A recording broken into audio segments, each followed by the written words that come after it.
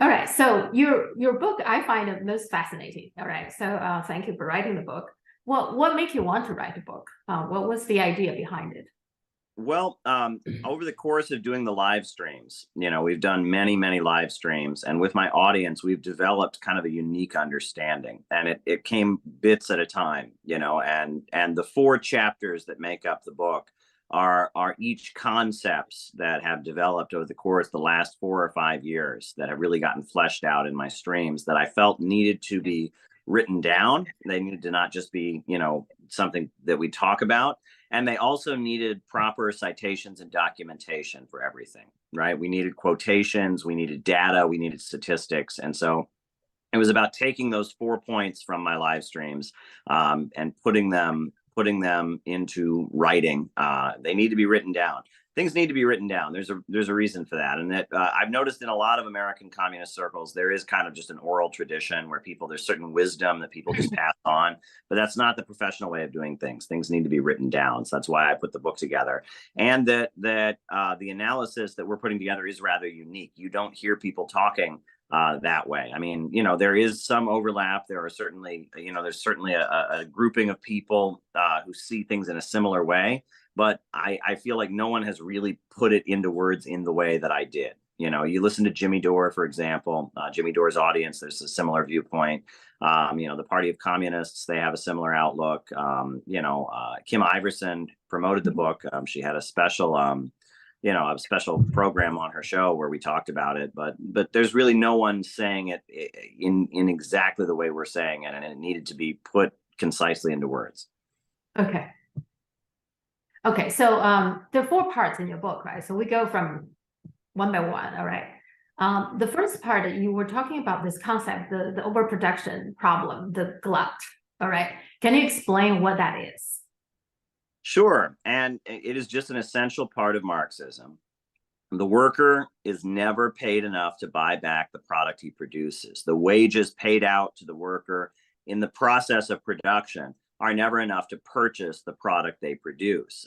And that the capitalist is constantly trying to create as many products as he can, but he wants to pay the worker as little as possible in order to produce those products. And that this is an ongoing problem in the capitalist system of production. It's always there. This is the basis of the boom bust cycle. And Marx is talking about this, 1848, he writes the Communist Manifesto. He says this is a problem that would have seemed, impossible in any other system, where you have people hungry because there's too much food, where people have homelessness because there are too many houses. And this is an irrational system. And then later in Capital and other works, Marx extrapolates to determine that as you have a great technological leap, this problem becomes exacerbated. And he talks about, it goes from overproduction to the tendency of the falling rate of profit. And all of this leads to something that, I learned, when I was studying the work of Fred Goldstein in the Workers' World Party, but I also learned from studying the work of Nelson Peary, the American Marxist, also by reading a lot of the American Marxists who analyzed the Great Depression in the 1930s, which is that when you have a great technological leap, you tend to have that followed up by a long-term economic crisis, because this problem of overproduction, that the worker cannot buy back what he produces, becomes exacerbated by a huge technological leap. And actually, when I went to Russia, I went to the Valdy Discussion Club in Sochi, Russia. Jack Ma gave a presentation, and he said the same thing. He talked about how great technological leaps are followed by long-term economic crises that lead to problems. And he basically laid out the very thesis that I heard from so many Marxists. He laid it out in his kind of presentation, where he was talking about tech optimism and such. This is a pretty universal Marxist understanding. During the Great Depression, this is how Marxists analyzed it.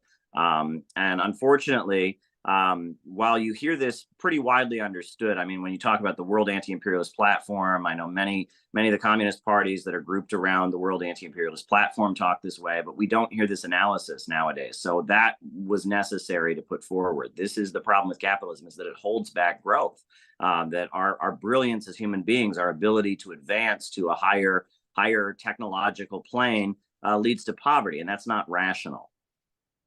Yeah, actually, when I was reading, what you're writing, When I was growing up, we were taught about this thing in the school, but my understanding of it was very shallow. I was just given the impression that this is not fair, that you are producing things that values more than you're getting compensated for. So it's not fair. But what you're saying is that it's not just a fairness problem. It's just a problem even for the capitalist, for the society in general. It's not solvable, right? Because you can't afford to buy the things that you produce. Okay. And so then you will always have this overproduction. Because when we say overproduction, it's overproduction from the capitalist viewpoint. It's not necessarily overproduction from society, right? Right now, there are people starving in the world, but then there's overproduction of food somewhere else, right? It's not, if you look at the whole world, look at the whole situation, it's not necessarily overproduction of food. It's just for the people want to sell, make money. That's the overproduction. They can't sell them, right? So, but and you make that example, the cheese. Do you want to elaborate a little bit the cheese problem that we have? Sure. Well, I mean, it's just one example I like to use. There's many, many other examples I could have used, but I talk about how there is a cave in Springfield, Missouri, in the mountains, where there is, millions and millions of pounds of cheese. The U.S. government purchases cheese from farmers, and it then buries it in a cave. And how this is just, deeply irrational. Why would you do that? Well, they do it to keep the price of dairy in the United States from dropping. And there are many examples of this. The U.S. Department of Agriculture, I quote in the book about how during the Great Depression, they went out and they slaughtered half the cows in the country, and then they buried them. And before they buried them, they put lime on the corpses of the cows so that no one could dig them up and eat the meat. And this was a way of inflating the price of beef in order to make sure that the farms didn't go out of business because the cost of beef had gone down so significantly. The military industrial complex in the United States, where we spend all kinds of crazy amounts of money on bombs and weapons and tanks. And, that's a way of dealing with this problem. This is an ever-present problem in capitalism. And like you said, that a lot of the analysis, when people talk about surplus value, they say, well, it's just not fair. The worker isn't getting paid the value of his labor. And then the response in the United States that we always get is they say, well, the employer, he puts up the money, and it just becomes this moralistic argument. They're missing the point, which is that there's a built-in problem in the capitalist system that leads to gluts of overproduction, and that you need a rationally planned economy to resolve it. That when you have profit as the driving force behind production, you're going to have this problem of overproduction, and technological advancements are going to lead to a situation where people are out of work. And I talk about self-driving cars, how in a rational society, self-driving cars would be great. But in our capitalist system, self-driving cars would lead to riots in the street and hunger. This is not a rational system. And this is what Marx was pointing to, and that this kind of has gotten obscured. I mean, I find that's very interesting because it's not that long ago before I read your book. I was actually asked this question by my husband. He's an IT person. So I actually asked him, I said, well, if capitalism is so efficient, how do you measure efficiency? Efficiency means that something used to be done by 10 people now can be done by one person.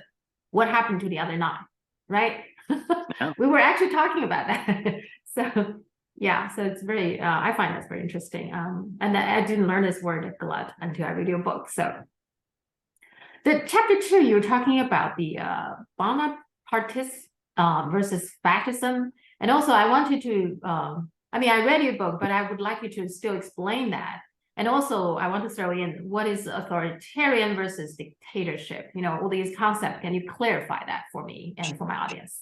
Sure. The Western capitalist societies really like to emphasize, that they're a liberal society, right? That people have freedom of speech, freedom of assembly, freedom of the press. And that, Marxists often point out that, well, that only applies to those who own the press, right? You have the capitalists who own the press. They're the ones who really have the freedom, and the working class, they don't own the means of communication. They don't own the media. So they don't have as much free speech. And that there's a level of hypocrisy with all of this, right? And that, striking workers are arrested, and, there's many examples of political repression and political movements. So there's a level of hypocrisy that goes with the liberal rhetoric, the human rights rhetoric that's always there. But when society enters a long-term economic crisis, what you see is the capitalists start fighting among themselves because they need the crisis to be resolved. but they all want the other capitalists to have to pay for it. They don't want to be the ones to have to pay for it. They want it to be resolved at the expense of the other capitalists. And so Marx was living in Paris in 1851, and there was a long-term capitalist crisis. There was an uprising of the working class in 1848. There were strikes, and there was hunger in the streets. And he saw the French leader, Louis Bonaparte, who was the nephew of Napoleon, take power in a military coup and establish like an authoritarian dictatorship. And Marx saw this, and he knew this was not a socialist revolution, but this was basically French society in the middle of an economic crisis, collapsing from the liberal, open society to an authoritarian one in order to stabilize the system. However, in order to do it, Louis Bonaparte had to recruit a lot of working class people to be kind of his allies, his foot soldiers, against the other capitalists who would resist his authoritarianism. And so this is what happens in an economic crisis. The capitalists fight among each other. They all want the crisis to be resolved, but they all want the other capitalists to pay for it. They need the government. They need the state to resolve the crisis. And so Louis Bonaparte, the way he resolved the crisis is he built lots of railroads. He built hospitals for poor people. He built national workshops to employ people. And he used heavy-handed government involvement, and especially the military, to try and stabilize the French economy. And Marx was watching this happen, and he argued, this isn't socialism. This is simply a liberal society collapsing into kind of an authoritarian state. And in order to do it, you have the leader, utilizing different classes and trying to stand above classes, work in the interest of capitalism overall. And this is called Bonapartism, and it's the natural outgrowth of an economic crisis. And in my book, I talk about how this has happened in the United States as well, that Lincoln was very much a Bonapartist who put down the uprising of the slaveholders. Woodrow Wilson was a Bonapartist, created the Ku Klux Klan, and, took the United States into World War I and, kind of crushed popular movements, but enacted dramatic reforms to do it. And that as we get into the 20th century, there are different forms of Bonapartism, and that fascism is a particular form of Bonapartism rooted in degrowth methods. That what the Nazis did was the Nazis stabilized German capitalism by driving down living standards. They created a class of slave laborers. They boosted military spending. They drove women out of the workforce and, prevented women from working in industry.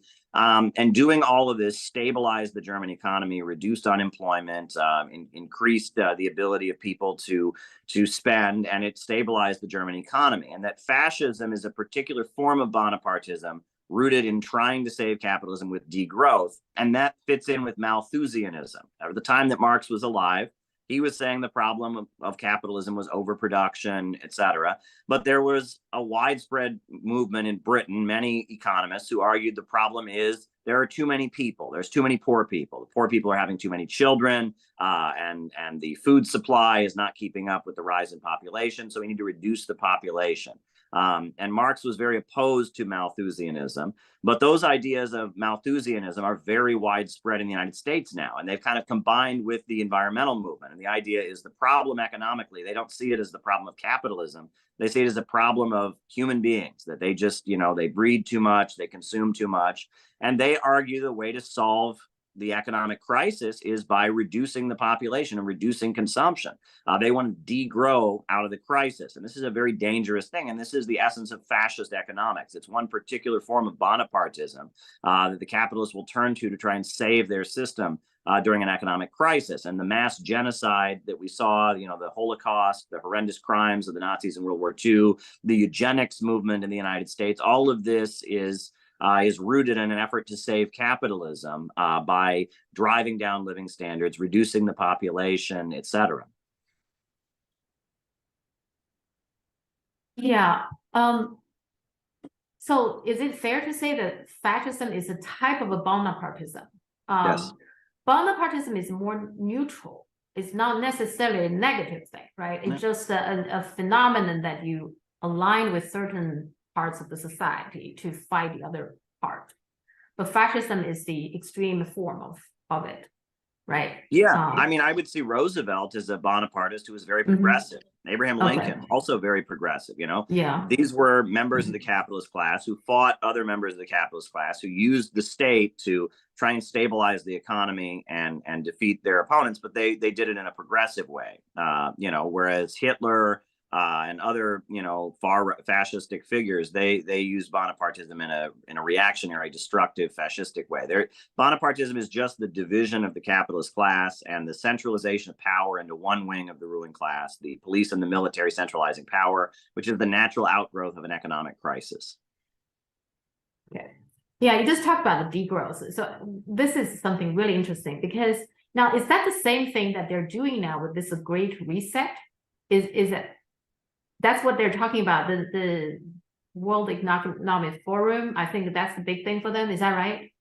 The whole thing about this, the new. Yeah, that's exactly what they're doing. The ultra monopolies, Amazon, Walmart, the big banks, the big oil companies, they are utilizing the pandemic and they are utilizing the climate change crisis and all of this to push forward a fascistic degrowth agenda. They want to reduce consumption. They want to drive down living standards, and they want a heavy-handed, you know, government involvement in order to do that. And many people on the right, they think it's communism. They say, well, this is communism because the government is doing it. Well, it's not communism because communism is about growth, right? If you look at China, you look at the Soviet Union, communism is about raising living standards, et cetera. Whereas this is fascism. This is degrowth, fascistic economics, Malthusianism, trying to stabilize the capitalist system by reducing consumption and using the government to reduce the population, reduce consumption, and, you know, tightly control the economy in the hopes of saving it. And I talk about, you know, one of the best books on fascism from the 1930s was by R. Palm Dutt, the leader of the Communist Party of Britain. And he basically laid out how that's clearly what was going on. Fascism was an attempt to save capitalism with degrowth. And I would argue that's what the World Economic Forum and the leading voices, the most powerful factions of the capitalists in the Western countries, that's what they're doing at this time. You see, that's also something very eye-opening to me because I always thought the capitalists would like a lot of population because then you have bigger market, right? You have more people to sell things. But I guess lots of the people can't afford to buy those things that they produce at their price, right? So those are just extra people, I guess, that can cause problems, right? Is that what this? Well, and that's the divide. You'll notice that Donald Trump, in his recent Quantum Leap speech, he said he wants to increase the U.S. population. He wants to increase the bonus for families that have children, for families that get married and stuff, and that most of the capitalists do want the population to increase because more people will buy their products. But there's a section of the ultra monopolies who see the society-wide crisis rooted in the problem of overproduction, and they are trying to use the state to reduce consumption. And that is the divide that I argue, that we have a managerial wing of the capitalists and an entrepreneurial wing of the capitalists, that most of the capitalists just want to make money. They're not thinking about the whole system. They just want to make money. But there is a section in the United States that's been around for a long time. They talk about the Anglo-American establishment. Carroll Quigley was a mentor to Bill Clinton. He wrote a book called The Anglo-American Establishment. And he talked about this wing of the power structure rooted in New England that's very tied in with Britain. You talk about the Council on Foreign Relations. You talk about the Round Table Group of Cecil Rhodes, and that there is a wing of the ultra rich in the United States that have a long-term managerial view, and that they argue that in order to solve the long-term economic crisis, we need degrowth very rapidly, and they're trying to implement it. Is that because that reminds me about what's going on in the Dutch farmers. I have a hard time to understand why the Dutch government is so headstrong, right? What they're saying is that they want to, because of climate change, this is a climate thing. They want to limit the nitrogen for the farmers, and that will bankrupt many farmers, apparently, because without the nitrogen, they won't have enough food to produce from and to provide for, to be enough for them to survive. And that's why the Dutch farmers has been protesting. They have been keep on protesting. And yet the Dutch government seems so determined to this. I don't understand, just for climate, they can't do it like if let's say nitrogen is the problem, but you would think common sense would be, okay, let's do it gradually, right? The first step, and second, let's have something alternative, whatever in place before but they seems we just want to do it. And just now, we have to do it now. And so they totally ignore what the farmers are saying. I can't understand the whole situation. But I guess you probably give an explanation here is that the purpose is not necessarily climate related. No. Is that true? Yeah, and this is a fight among our ruling elite, right? And that they want to stabilize the capitalist system with degrowth. And it's these lower levels of capital, like these Dutch farmers, like the capitalists in the United States who support Trump, like the folks in Britain who supported Brexit. The lower levels of capital are kind of in revolt against the more managerial ultra rich. And that the new right in Europe is an expression of those lower level capitalists in rebellion against kind of the Bonapartism of the ultra monopolies. So then my question is, do you think like global warming, climate crisis, is that a real crisis, or it has been used as an excuse for the degrowth?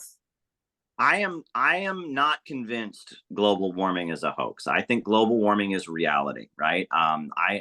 I think that there is clearly a problem with it. However, I think that the tone, the panic that is being created around it is not rational.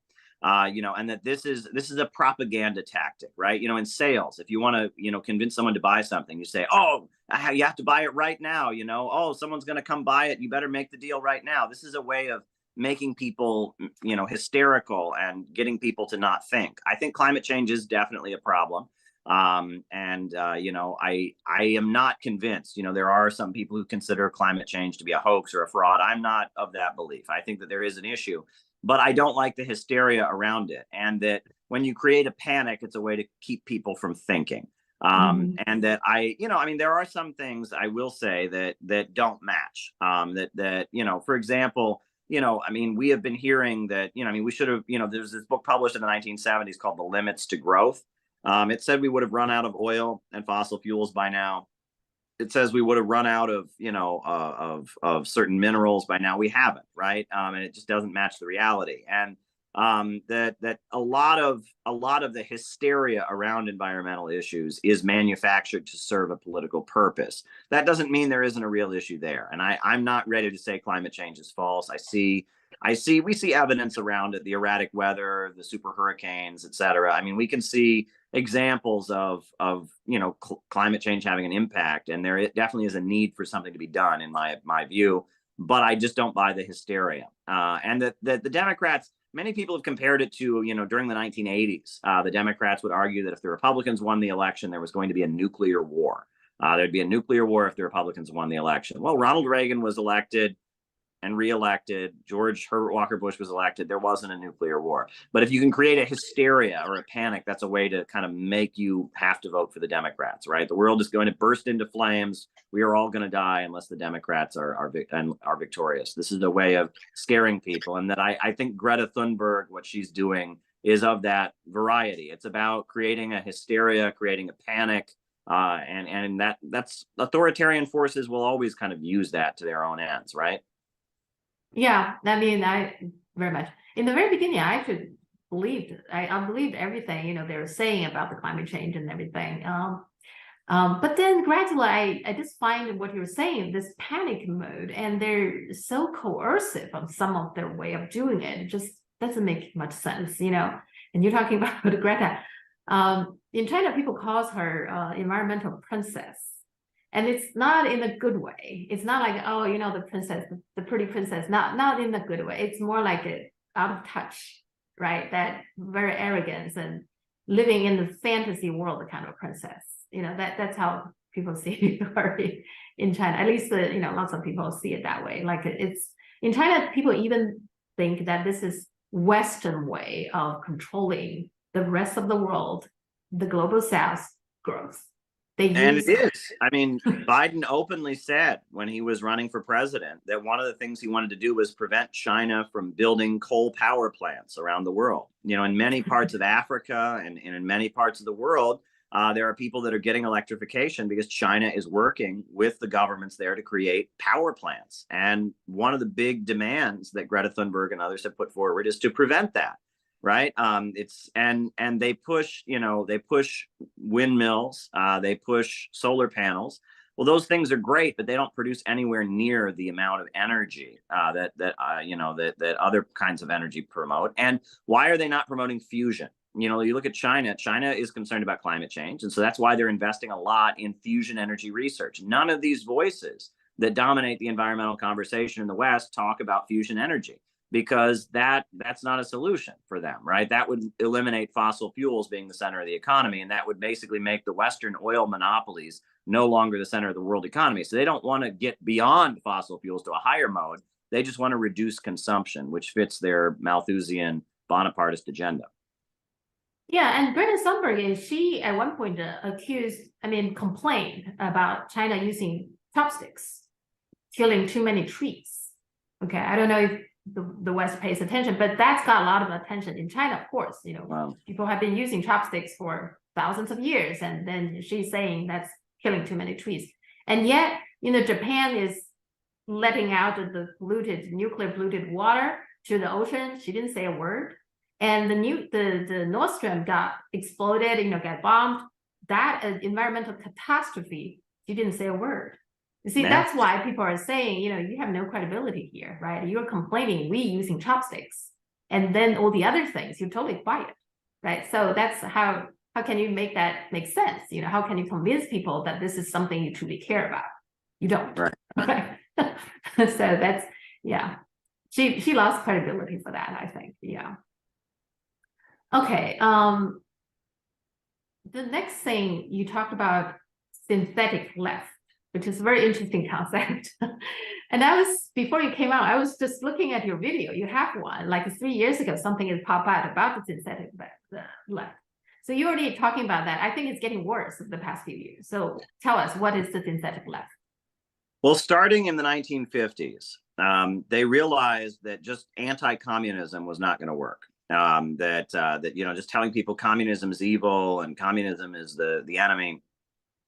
So they started in the 1950s with a CIA program called the Congress for Cultural Freedom, where they started giving CIA money and funding publications and funding writers and intellectuals who called themselves Marxists or leftists or socialists, but were against the Soviet Union, were against China, and put out a message that appeared to be somewhat critical of the West, but was also very anti-communist. And that program was very successful, and it created the new left, what we call the new left in the United States, which was a lot of intellectuals who were critical of the Vietnam War, were in favor of the civil rights movement, but were also very, very anti-communist. And it kind of reinvented left-wing thinking. And Hannah Arendt, Susan Sontag, Mary McCarthy, Herbert Marcuse, Theodore Adorno, the Frankfurt School. There's a whole wing of Marxism that's very embedded in Western academia that is not Marxism.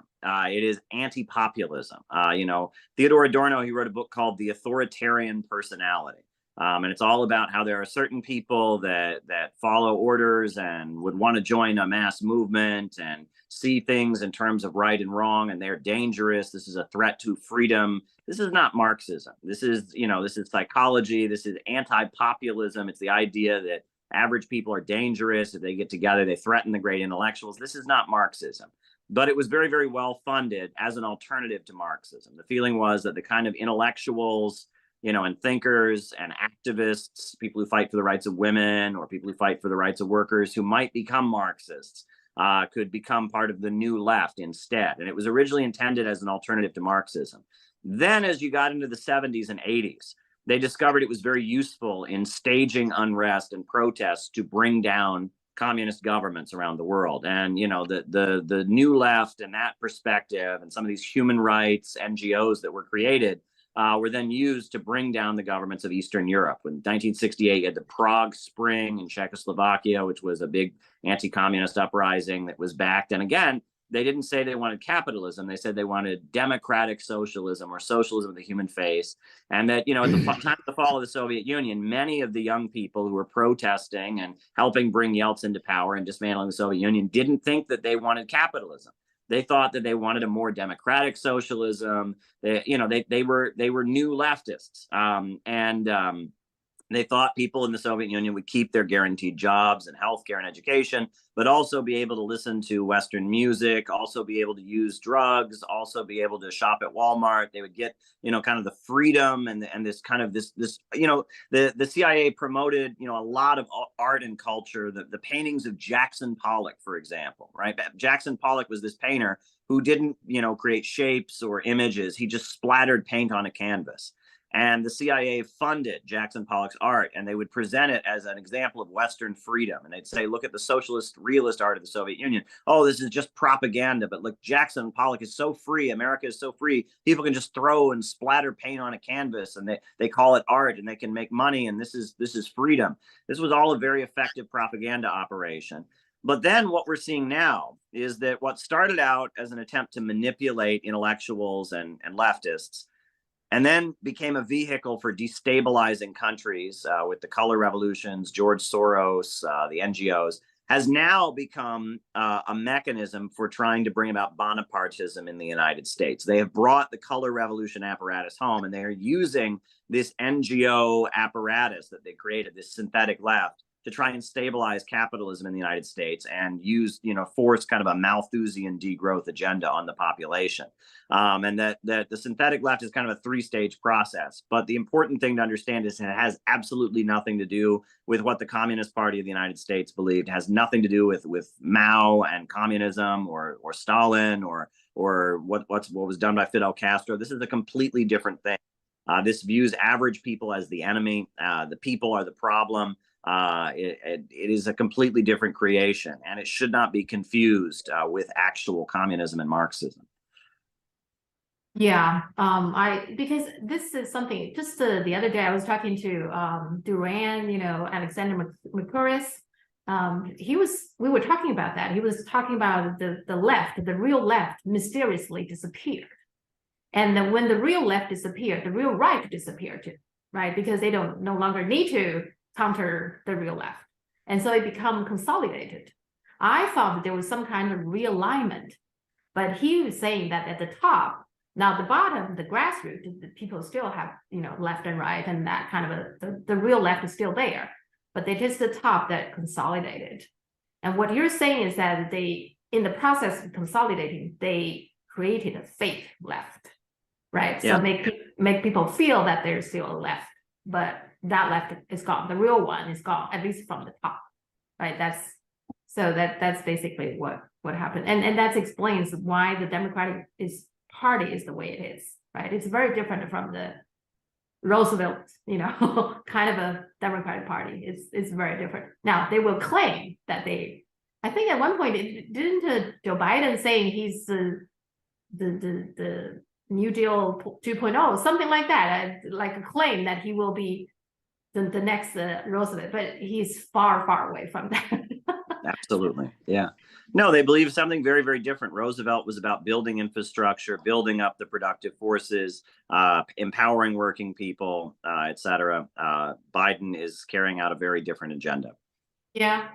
And then you talked in your book that the BLM and Occupy Wall Street, all this have some kind of a infiltrated or something, right? Is that so? Well, the ruling class are fighting with each other. And because of that, we've seen the rise of different movements that have been created for working people to be the foot soldiers of one faction among the capitalists against another. This is Bonapartism. And I compare it to when Louis Bonaparte took power. He created something called the Society of December 10th, which was a group of very poor people, semi-criminal elements that were assembled to kind of be his foot soldiers to pave the way for his military coup.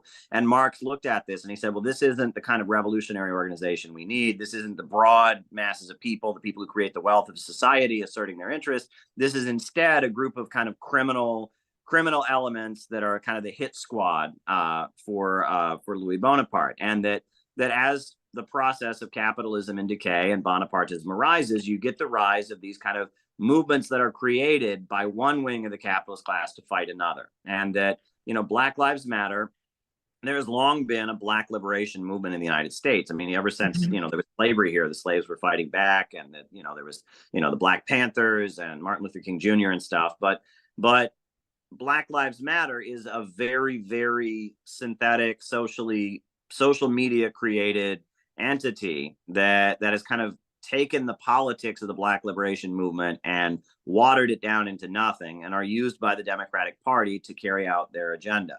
And I was part of Occupy Wall Street. I was arrested in Occupy Wall Street protests. I was a big part of it, but I could see that Occupy Wall Street was very much fomented from above, and that there was a big effort to make sure the movement never put forward any real demands or really challenge the power structure. It was really just kind of, because the Tea Party had been mobilized to support the Republicans, the Democrats wanted their own movement. And so they fomented Occupy Wall Street. And Occupy Wall Street was an attempt to push back against the Tea Party, and it was the elites fighting with each other. That's very interesting. Now, one thing I noticed is also not just the party and those movements, but there's NGOs that are synthetic left. For example, there's a thing called the Free Press Foundation and the Committee to Protect Journalists. None of them say a word about Julian Assange. In fact, this Committee to Protect the Journalists actually openly said that Julian Assange is not a journalist. In other words, not only they are not going to defend the Julian Assange, they're telling other people there's no need to defend him. He's not a real journalist. And then when you dig deeper, the Committee to Protect the Journalists, even though it's supposed to protect journalists, is actually supported by Open Society, which is Soros, right? So that's another type of synthetic left NGOs, I guess, right?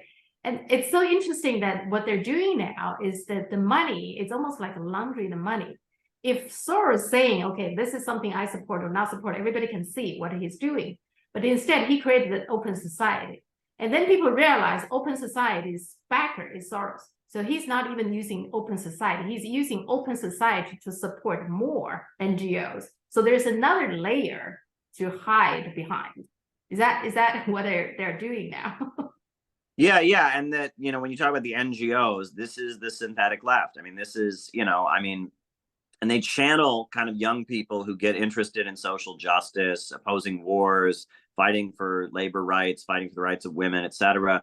They channel them to get jobs in this NGO apparatus that they have created. And that's the purpose it serves. And it is very much a synthetic left. They become kind of utilized by the wealthiest capitalists to try and stabilize U.S. society, to push regime change around the world, to work against China, to work against Russia, et cetera.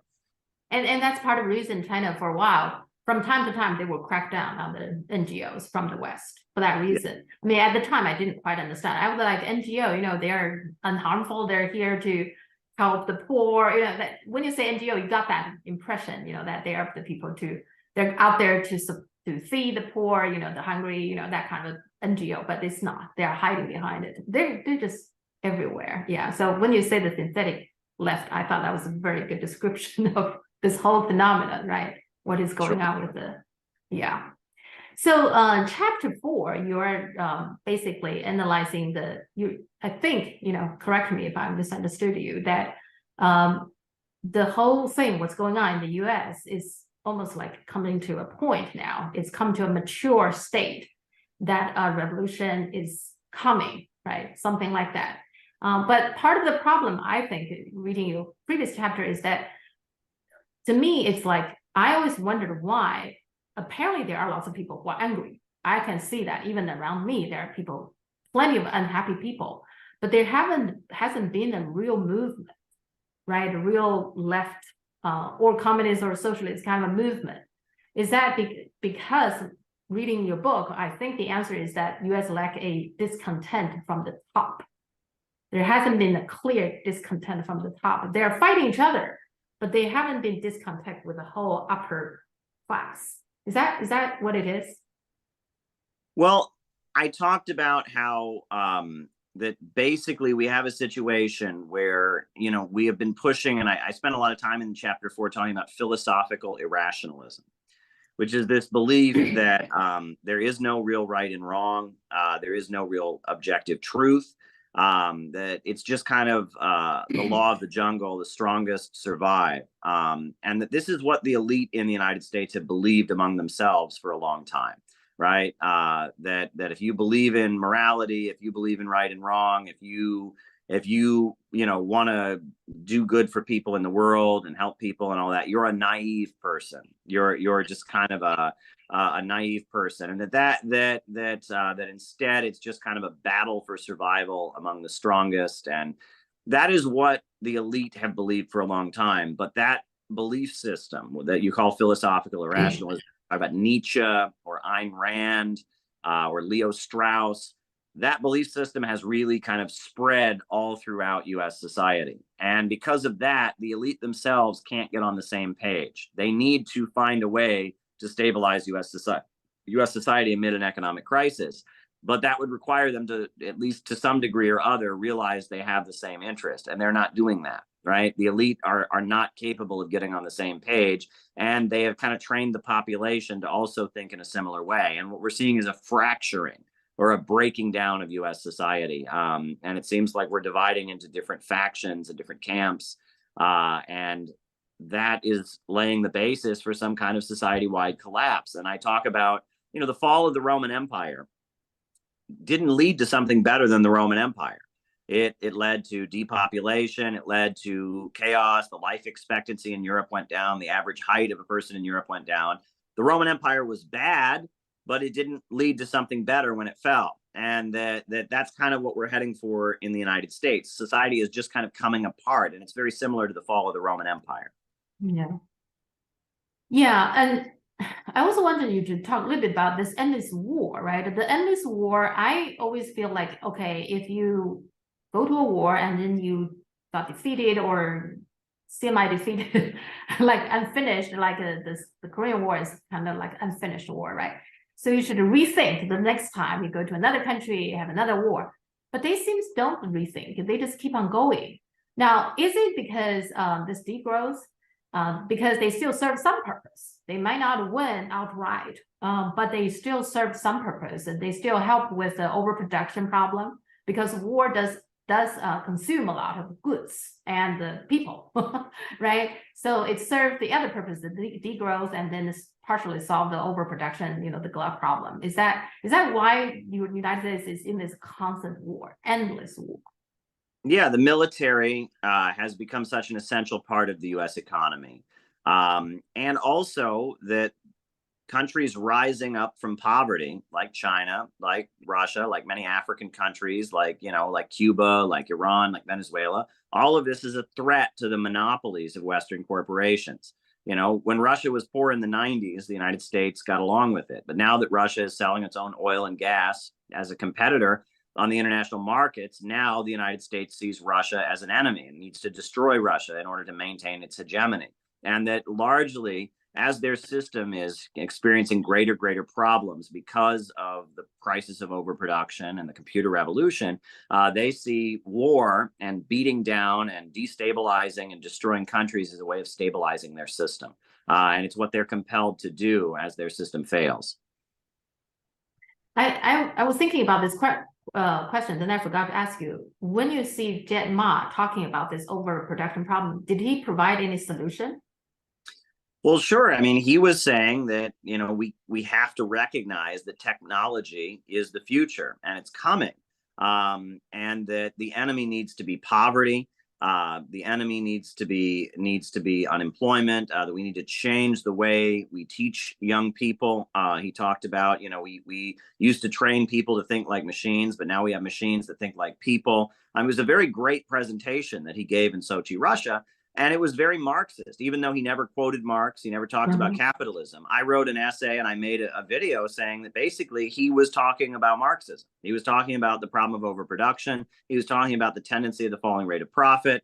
and he was putting forward a tech optimistic message that was in line with what China is doing around the world. And I found that to be very inspiring. And so I made a video, I wrote an article, Learning Marxism from Jack Ma, about that, because it seemed like Marxism was a very big influence on his tech optimism, saying that technology is not something you can hold back and it's not something to be afraid of. But we need to deal with a society where we don't rationally allocate resources, where we don't rationally utilize people's innovation, et cetera. And he was basically putting forward a Marxist narrative without Marx. And he went all around the world kind of saying that in various presentations. And I was quite moved by it. And I thought it was important to show my audience that that was Marxism, because if you know actual Marxism, you would recognize what Jack Ma is saying. But unfortunately, because of the synthetic left, people don't recognize actual Marxism when they see it. Yeah, maybe you can send that link to me. You know your program, and if you have his presentation, I'm sure lots of people will be interested. Sure. Okay. A few other questions, kind of related to your book, but. One is, why do you think the Biden administration, the current US government, is so threatened by this Uhuru movement? They are really arresting, the Uhuru movement, which is not that big. I mean, before this, I know very little about them. I heard them on Tim Iverson's show, and then I heard other South media people like Jimmy Dore talk about that too. So why the Uhuru movement is such a threat to them? Well, the Uhuru Movement, the African People's Socialist Party, they are a small Marxist group in the United States. They're one of many different groups. But I think the reason that they have been targeted by the American government, they're facing 10 years in prison at this point, is because they have taken a very solid position in support of Russia, in support of China, in support of the anti-imperialist countries around the world, and that they have worked to build a base among the population. They provide services to low-income people in St. Louis, Missouri. They provide services to low-income people in St. Petersburg, Florida. They have classes for pregnant mothers, and they provide, services to pregnant mothers. They also provide organic food in the Black community with farmers markets, and that there's a section of the population of these low-income African-American people who respect the Uhuru movement and listen to them because of the services that they provide. It's much like what Fred Hampton did with his free breakfast program, what the Black Panthers did. And because they have politics that are against Western capitalism, because they support Ukraine or they support Russia against the hysteria about Ukraine, and they say that Russia is right to defend itself with its intervention. Because of that, the U.S. government is very threatened by this. You can talk about Marxism all you want in the United States, as long as no one listens to you. But because of their social programs, feeding people, providing services, it seems like in certain areas, people are listening to them, and that is very threatening. The other reason that I will say is because they are not Democrats. They are Black. And they are socialists, but they urge Black people not to vote for the Democratic Party. They run against the Democratic Party in local elections. When Barack Obama was first running for president on national television, members of the Uhuru Movement confronted Barack Obama and said he wasn't fighting for Black people on national television, and it created a huge incident. And that they basically, the Democrats think they are entitled to Black people's votes. They think Black people have to vote for them. Republicans are racist, they say. So therefore, the Democrats, if you're Black, you must vote for a Democrat. Joe Biden famously said, if you don't vote for him, you ain't Black. You'll remember that. And so the Uhuru Movement says no. They organize services for people in the Black community, and they run against the Democrats in the elections. And that is why I think they are moving against them with the U.S. Department of Justice. In other words, the Uhurus, they are not synthetic left. They are they are authentic communists and more sincere. And that is a real threat, because they are not afraid of the synthetic left because they created them, right? So, but when you're the real deal, then they feel threatened. Yeah, and I don't agree with them on everything. Their perspective is very much aimed at kind of Black separatism, and they argue that that only Black people have revolutionary potential. They have different views than mine. That doesn't matter. We all need to be supporting them right now. And what scares me is that Tucker Carlson defended them, Mhm. and Glenn Beck has defended them, and many conservatives have defended them, and Jimmy Dore has defended them, and others. But I noticed that many of the leftist voices have ignored the case.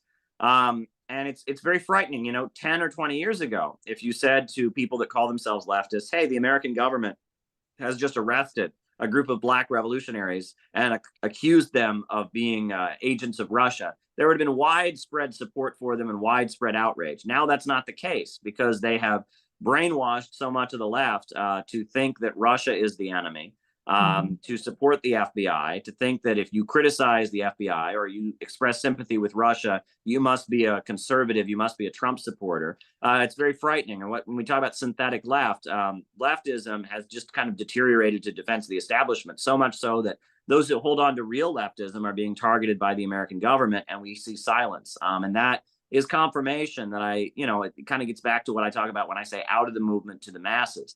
That those of us who really oppose war and oppose capitalism in the United States, we need to stop thinking of ourselves as leftists, and we need to start doing what the Uhuru Movement has done, organizing working class people, going into working class communities, providing services, and building alliances with forces in the power structure that want economic growth and are opposed to the degrowth Malthusian agenda. So what do you think about the RFK Jr.? Well, I think it's a really great thing that he's running for president, and I like a lot of what he is saying. Unfortunately, I don't think he's going to be treated as a real candidate. They have already announced there won't be any debates. Also, I am a little bit disappointed. I understand he has a book coming out pushing the theory that somehow the Chinese government and the Chinese military and the U.S. government were conspiring together to create COVID or something like that. And I don't appreciate that. I've seen that he's actually starting to take a very anti-China turn in a lot of his rhetoric, and I don't appreciate that either. But that said, I mean, he's critical of the power structure in the United States. He's critical of how the lockdowns have harmed the economy of the United States and hurt a lot of small businesses and a lot of working people. So him running and challenging Joe Biden is a good thing. And I honestly think we're not going to have much of an election in 2024. If the election were held today, Donald Trump would win by a lot. But I think Donald Trump will not be allowed to run. And the Democrats are also making clear, even though the majority of Democrats don't want Joe Biden to run for re-election, they're not going to have any debates, and it's going to be basically Biden will get the nomination by default. And it looks like we're not really going to have an election in the United States. Joe Biden is just going to kind of be reelected by default. He'll win by default. And that's going to really hurt the morale of the country. People in the United States are going to say, look, it's rigged. This is not a democracy. And I think that will happen. And you almost wonder if the ruling elite of the United States, if they have some other plan, because if it goes down that way, if we just have a situation where Biden just wins by default, that's going to really demoralize the population. What do you think about election in general? I mean, I have a lot of reservations about election because I find election has nothing to do with accountability. It has nothing to do with what I really want. I mean, I voted for Biden. Okay. I voted for Biden for a very simple reason. I don't like Trump. Trump, in particular, he's calling it the China virus, the Kung Fu virus, which is very detrimental to all the Chinese Americans and Asian Americans in general. I just think it's very harmful. Well, yeah. Biden doesn't do that. He doesn't call it the China virus or whatever, but he might start a nuclear war with China. I mean, it just that my vote doesn't make any difference. Okay, I don't feel empowered by my vote at all. So what's the point of having elections? I mean, I want to hear your view about that, because you were talking about bonapartism, which is kind of like a different form of getting to power. Okay, so what do you think about election in general? Well, it's interesting. When I went to Iran, and I was in Iran, they talked about how in Iran they have elections, but before the elections, they have this thing called the Guardian Council, which is a group of Islamic revolutionaries, people that were part of the Islamic Revolution of 1979, who make sure that the candidates who run are in line with the Islamic Republic and with their principles, right? And that they can approve or disapprove candidates. And they pointed out to me when I was in Iran, they said, you have the same thing in America, except the people who make the decision are the people with the money. It's the corporations, the banks, the mainstream media. They determine who gets to be a real candidate and who's not. right? And they said, how would you rather have it? If you're going to have a democracy be guided, would you rather have it be guided by the people that are the founders of your country, of your revolution, that have, you know, the ideology that has laid the basis of your country? Or would you have it whoever just happens to have the most money? And that in the United States, this is often how Western capitalism is they call it total democracy, when in reality, it's just de facto rule by those who have the most money. And that when we see countries around the world that and say, well, no, we're not going to be ruled by whoever has the most money. We're going to be ruled by those who carry out the principles of the founding of our country. We're going to be ruled by a revolutionary party or something like that. People say, well, that's a dictatorship, right? And that the way Western liberal societies tend to work is that they call it dictatorship if you interfere with the dictatorship that is just kind of de facto already there, right? That is the issue, right? That it's just freedom, it's just natural, it's democracy, as long as no one interferes with the people who have the money just kind of de facto winning. And then if other forces come along and start messing with that, then they cry foul. They call it dictatorship. And I think that's what we need to remember. And that's what people don't quite understand that. And there's this whole thing about democratic regression. This is a really big theme in Joe Biden's remarks and in academia right now, political science.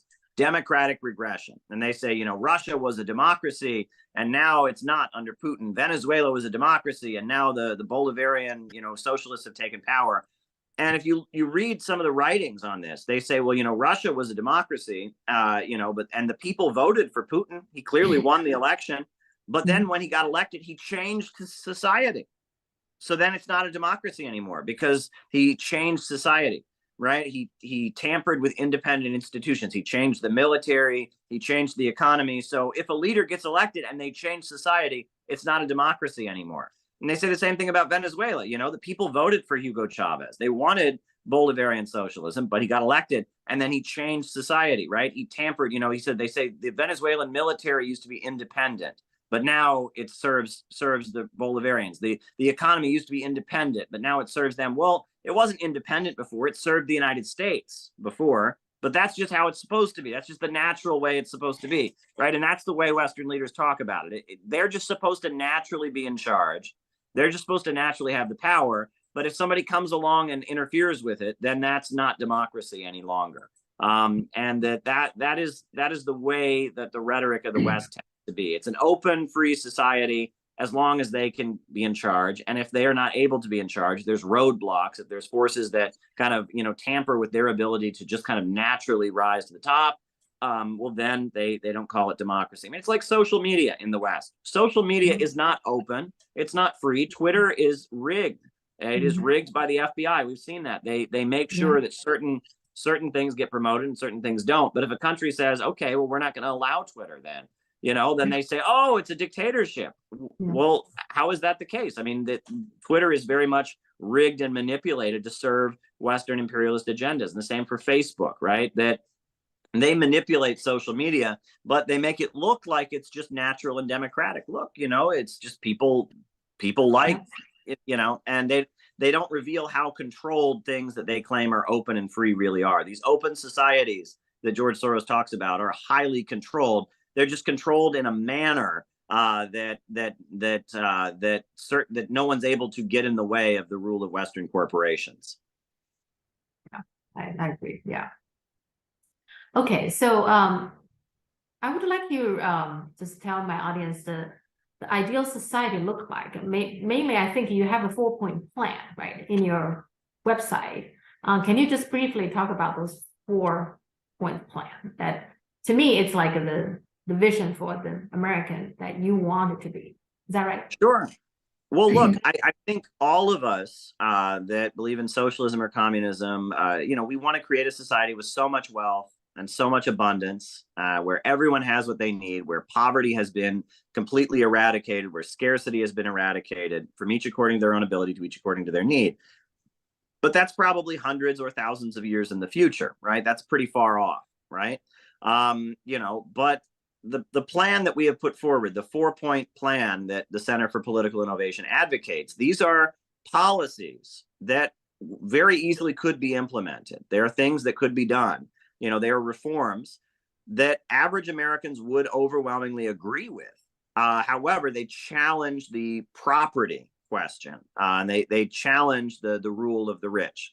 The first thing we want is a mass mobilization of the country to rebuild. Hire the unemployed, hire the unemployed people to rebuild our highways, our bridges, our schools, our hospitals, build high-speed railway, rebuild our schools and universities, rebuild, water treatment facilities, power plants, just completely revamp the United States, mobilize the population to rebuild America, kind of like what Roosevelt did with his Works Progress Administration. That would be the first step. The second would be public control of our natural resources. America has a lot of oil. We have a lot of coal, a lot of timber, a lot of natural gas, but the people who get wealthy from our natural resources are big corporations and Wall Street, and the regions of the United States that produce this oil. Louisiana produces a huge amount of oil for the United States, but it's a very poor state. You go to Louisiana, the people there are very, very poor. We'll put oil and natural gas and coal and timber under public ownership, so that the wealth created by our natural resources goes into the public budget, right? Public ownership of our natural resources. And the third step would be public control of the banking system, so that the lending of money, the allocation of credit is done strategically in a vision to make the country wealthier. Public control of the banking system. And then the final one would be the enactment of an economic bill of rights. Make sure that every American has a job, healthcare, education, start investing in the population, seeing them as an asset. The way we talk about things in the United States, the idea is, if we give someone, help, assistance to go to college, it's like they're getting a gift. They're getting they're a freeloader. They're a burden on society. We shouldn't view it as an investment, right? That if we want to have a stronger country, we need our people to be more well educated. If we want to have a stronger country, we need our people to have better health care and have proper medical services. And we need to start viewing the population not as this, annoying herd that needs to be managed, but rather as a source of great potential and wealth, right? That we need to be training engineers, training scientists, investing in our population. So an economic bill of rights like Roosevelt, that 4-point plan, those are 4 things that wouldn't, on the surface, it doesn't sound like socialism or communism. But in order to enact them, in order to have public ownership of our natural resources, in order to have public control of our banking system, in order to mobilize the population to build, in order to enact an economic bill of rights, you would have to challenge the power of the ultra rich. So much of the power of the ultra rich would have to be pushed back, that kind of economic program could change U.S. society and would probably lead to the creation of socialism here. Okay. What do you feel about Bitcoin? Because lots of people think Bitcoin is a way to make the society more democratic, etc. What are you feeling about it? Well, I mean, Bitcoin is just a new innovation in terms of exchange. And I think that our leaders in the United States are very suspicious of it because they can't control it as much. And that is why they are suspicious of it. They can't track transactions as much, et cetera. But ultimately, that the way to make the economy better is with real economy, right? We need more power plants. We need, et cetera. And that to some degree or other, Bitcoin is a new form of fictitious capital. It's a new casino. It's a new gambling. It's a new stock market. So yeah, that's how I feel too. It's too much. I don't know. Yeah, the government cannot control it, but I'm not sure people can control it either. So yeah, not new wealth that's being created. That's what's important. It's a form of speculation. Yeah. Okay. I think these are the questions. Can I have a suggestion? Sure. I mean, I like your book, and like I said, I really think. Can you consider maybe write a condensed version of it? Just my suggestion, like make it less than 100 pages. Maybe more people will read it. I don't know. I mean, I'm thinking, put in explain what its collected is, right, and a little bit of history about, and explain what Bonatism and fascism, your 4 chapters, but make it more condensed. And then maybe add a little bit more like a current event, explaining that what your theory, you have a lot of good theories and that, which I think it can explain the things that is hard to understand. Like the Dutch farmer, it's really puzzling to me. I really don't understand why their government is so strongly want to enforce this nitrogen control. It's like, I mean, it's almost like I don't know, not healthy at their obsession about it. But I think reading, when you're talking about degrowth, all that kind of thing, it started making sense to me. Okay. So explain, why Trump is so hated. That's the different factions within the elites, within the capitalists, that kind of thing, that he presides with one faction and the other one is really hate him for, he's not really representing the people. I don't think he truly representing people. Now, his idea, I think what he's saying, there lots of people can feel like he knows their problem. He at least have a better understanding than a lot of the other elites, right? I think it actually has something to do with the fact that for a long time, he is a real estate developer. I actually think being a developer, he actually spent a lot of time with the people who are building the buildings, the blue-collar workers. Actually, he probably feel comfortable amongst those people. He's never that comfortable with the I don't know, the Manhattan people, right? The very high class kind of people. I think he kind of like feel a little bit outsider himself. He's more comfortable being surrounded with the blue colored worker. I don't know. That's my observation. Yeah. But anyway, he's better in terms of communicating with the working class, much better than Hillary Clinton, for example. Yeah. But I'm not sure he's fully on board in terms of really do some real changes to really making these people, the working class, making their life totally different. I don't think he's committed to that. I think he's just a selfish politician. The reason they don't like him is he doesn't play by their rules. He's selfish enough that there's kind of a rule among them. There's kind of a code among them, and he doesn't follow it. He wants power for himself, and so he will do things that other politicians will not do. He will say things other politicians will not say for his own reasons. Yeah, when you're writing a condensed or maybe a follow-up, I don't know, but you incorporate something like that, explaining to people, right? Why is this endless war? All these things that actually connect together. So that is my, throw it out there. So you can think about it. Okay. Sure. Yeah. I think that's all I have. One more thing. How do you feel like the co-op, Professor Wolf, he's very much pushing for democracy at work, the co-op. I think it's somewhere in your book, you're not really on board for that. Is that right? Well, look, there's nothing inherently wrong with it, but that's not socialism. Professor Wolf is a very nice person. I've spent time with him at RT. He's taught me a lot. I've learned from him, but ultimately it doesn't resolve the problem of overproduction, right? It doesn't deal with the built-in problems of the capitalist system. If you just have a for-profit workplace that is operating according to the market logic, but the profits are shared, you still don't address the underlying problem of glut, overproduction, tendency of the falling rate of profit. You need a centrally planned economy. Yeah. And what happened to RT? It just all of a sudden one day disappeared. Do you mind to tell me what happened? Because there was a real RT presence on YouTube, and then one day just disappeared. What happened? Well, RT was banned from YouTube. They decided they just ban it. They made a decision that RT, because of the war in Ukraine, they were not going to allow RT on YouTube. So RT was shut down on YouTube. Yeah, it still exists. Yeah, I'm on RT. You can watch it in most of the English-speaking world outside of the West. You can watch RT. It's on TV and in Africa and Asia, Latin America. It's not on YouTube. Is that what you're saying? Yeah, YouTube shut down RT in response to the conflict in Ukraine. So yeah. So I can watch it on RT's website? Is that? Yeah, go to rt.com, hit live. You can watch it. You can watch it on Rumble. A lot of people watch it on Rumble. Yeah, and I post my RT reports on my own YouTube channel, so you can watch them there.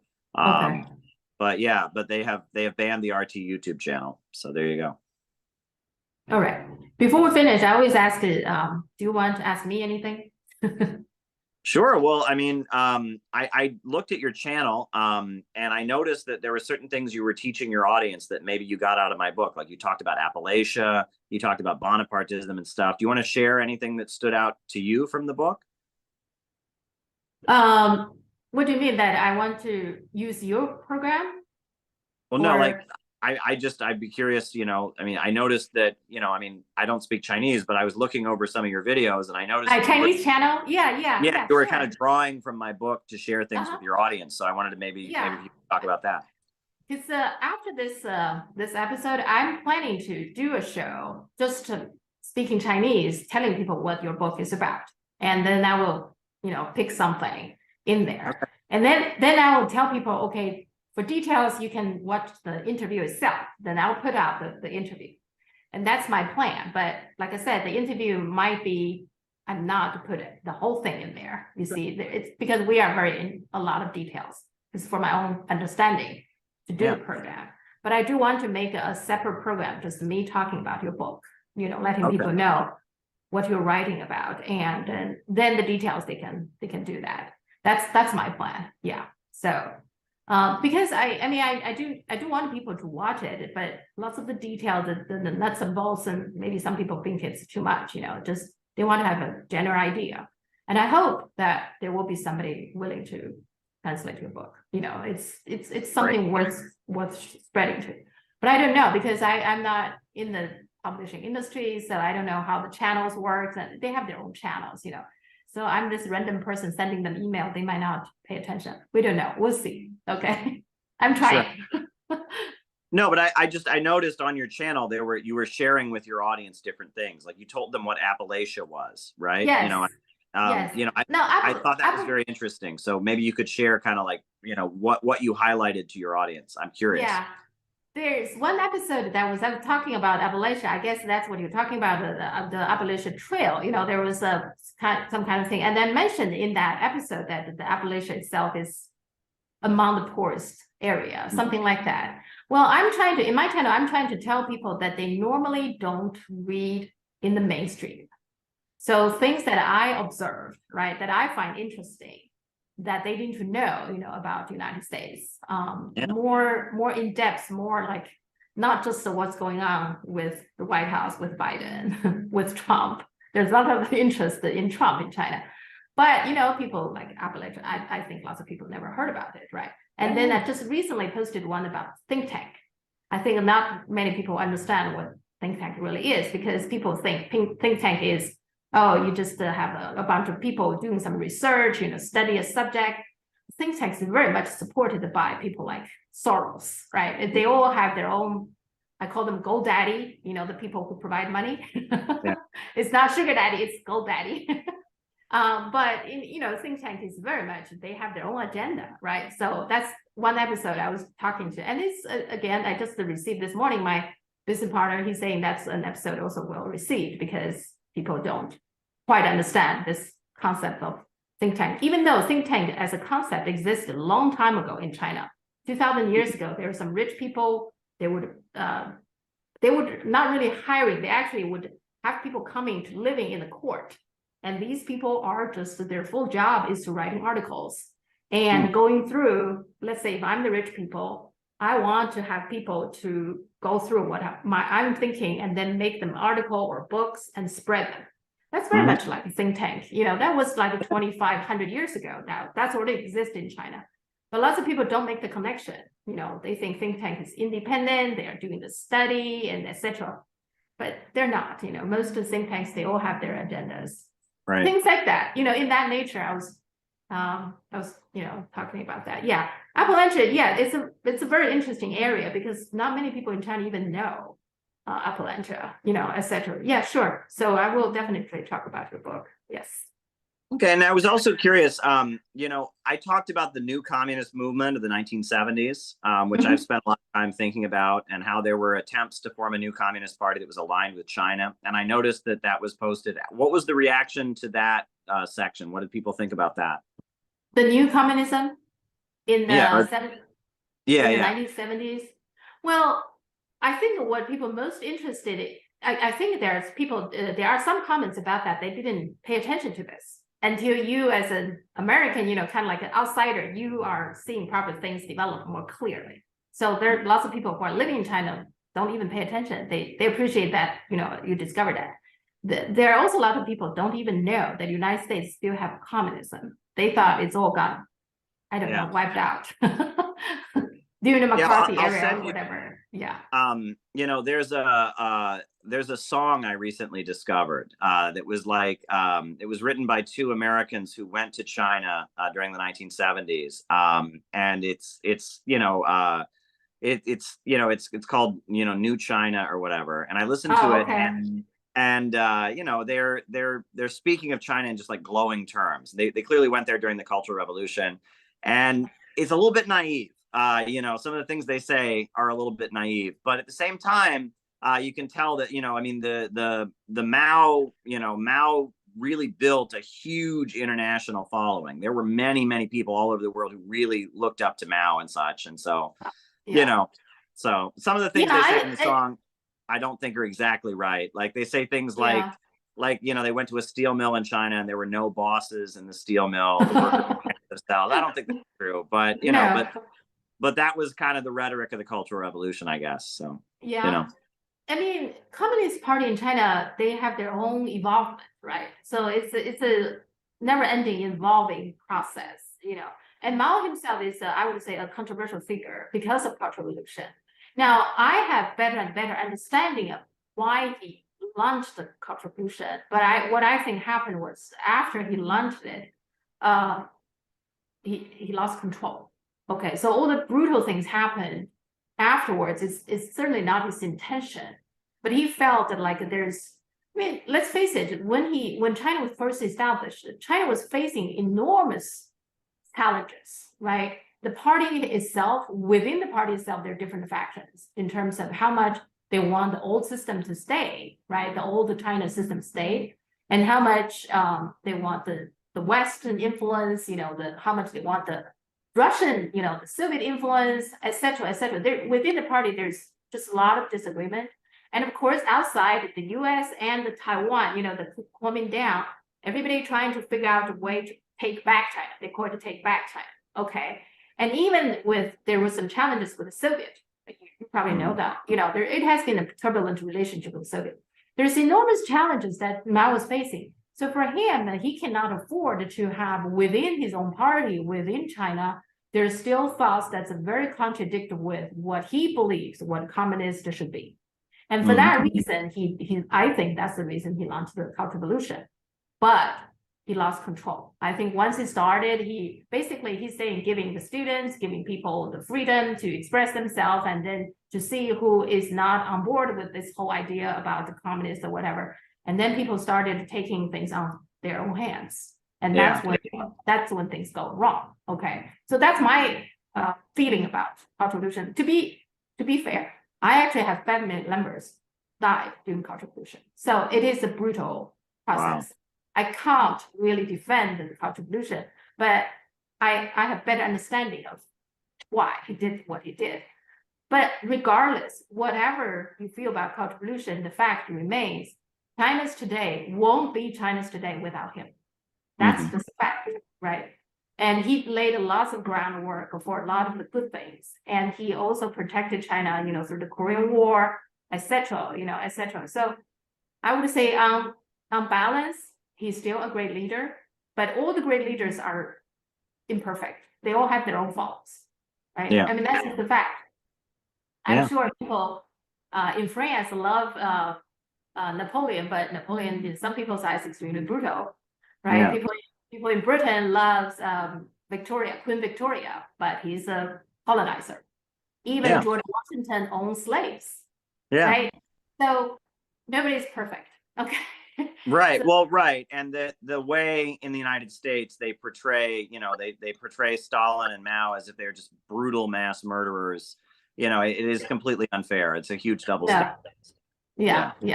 I mean, they all have their faults, absolutely, and their mistakes sometimes can be very costly, absolutely. But as a party, I think the party learned a lot from that, the Communist Party in China, and they're evolving. I think and they made a great progress. I mean, the fact speaks for itself. They lifted millions of people's living standard out of poverty. I mean, that's just a fact. So that's how I feel. Great. Yeah. Excellent. Okay.